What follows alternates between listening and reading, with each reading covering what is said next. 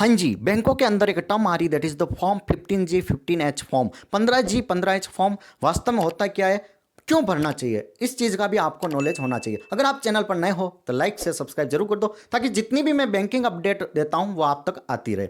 Okay, तो 15G 15H form से पहले एक वर्ड आता है दैट इज TDS, टैक्स लगता है बैंकों के अंदर। अब आप बैंकों में फिक्स डिपॉजिट FD वगैरह करवाते हो, तो डिपॉजिट करवाने पर आपको क्या देता है बैंक, ब्याज देता है 6% 7%, वॉट एवर जो भी करंट रेट चल रही होती है।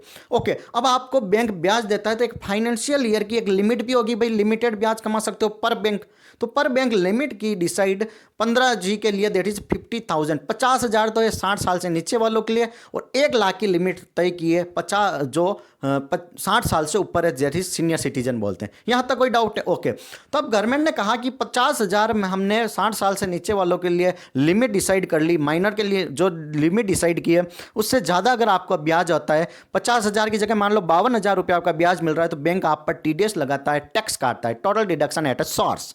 तो अब वहां पर आपका 10% कटेगा, और 20% कब कटेगा, अगर आपने खाते में पैन कार्ड नहीं दिया है। यहां तक कोई डाउट है? ओके, अब 10% मतलब 52,000 रुपया आपका ब्याज आ रहा है, तो 10% 5200 रुपये हो गए, और अगर पैन कार्ड नहीं है तो आपका 10,400 रुपये हो गए। तो उसको कैसे बचाया जाए? वैसे ही सीनियर सिटीजन के लिए मान लो 1 लाख लिमिट है, 1,10,000 रुपया आपका ब्याज बन रहा है सीनियर सिटीजन 60 साल से ऊपर वालों का, तो उनके भी 10% वहाँ पर TDS कट जाएगा।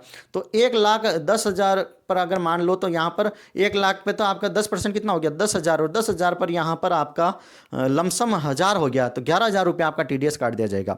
तो इससे बचने के लिए एक फॉर्म आता है that is form number 15G 15H। 15G होता है बिलो 60 ईयर, 60 साल से नीचे है वो 15G फॉर्म भर सकते हैं, और 15H 15H फॉर्म भर सकते हैं जो 60 साल से ऊपर है। यहाँ तक क्लियर है? ओके, अब 15G फॉर्म भरने के लिए लिमिट है कि आपका जो इनकम है, थ्रेशोल्ड लिमिट है वो 4 लाख है। अगर 4 लाख से कम है एक फाइनेंशियल ईयर में आपकी इनकम, तो आप 15G भर सकते हो, अदरवाइज आपको वहां पर TDS लगेगा।